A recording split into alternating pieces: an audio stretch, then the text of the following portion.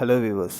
Tamil Nadu engineering admission Tamil Nadu government நடத்துகிற இந்த கவுன்சிலிங்கில் அண்ணா யூனிவர்சிட்டி கீழே இருக்கிற 440 காலேஜஸ்லேருந்து உங்களுக்கு கவர்மெண்ட் கோட்டா சீட்ஸ் வந்து கிடைக்கும். இந்த கவுன்சிலிங்கில் நீங்கள் நல்ல கட் ஆஃப் மார்க் வச்சுருக்கும் பொழுது அந்த 440 காலேஜஸில் top and best 10 colleges engineering colleges என்னென்ன இருக்குது அதை வந்து நான் இங்கே ஸ்பெசிஃபை பண்ணியிருக்கேன்.